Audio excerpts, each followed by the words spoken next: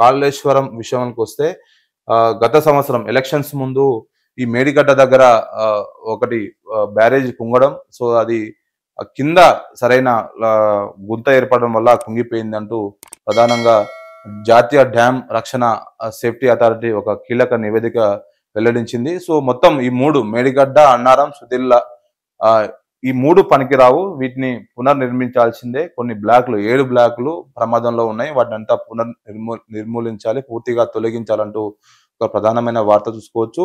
So ఇవి కుంగడానికి ప్రధానంగా నాణ్యత లేకపోవడము, నిర్మాణ లోపం, అంటే ఇక్కడ కట్టాల్సింది కాకుండా వేరే దగ్గర కట్టాల్సి ఉండే. సో అక్కడ ఎలాంటి ప్రణామాలు అంటే సేఫ్టీ లేకుండా, ముందు చూసుకోకుండా అక్కడ ఈ నిర్మాణాలు చేపట్టారు. సో నాణ్యత లోపాలు అంటే అక్కడ జరిగిన పొరపాట్లు చాలా ఉన్నాయి.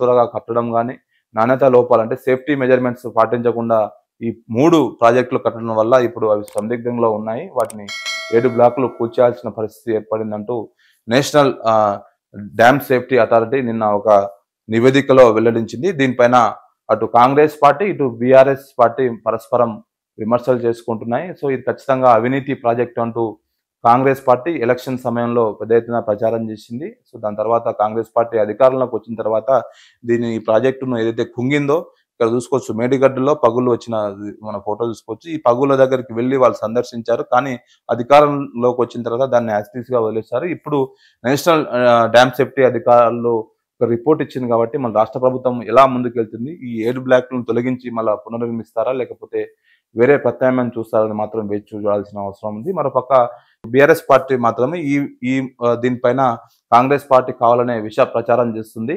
సో ఈ 3 ప్రాజెక్టుల వల్ల దాదాపు ఉత్తర తెలంగాణలో మొత్తం అన్ని జిల్లాలకు సాగునీటు, తాగునీటికి చాలా ఉపయోగపడుతుంది అంటూ బీఆర్ఎస్ నాయకులు కాంగ్రెస్ పార్టీకి సంబంధించిన నాయకులకు కౌంటర్ ఇస్తా ఉన్నారు.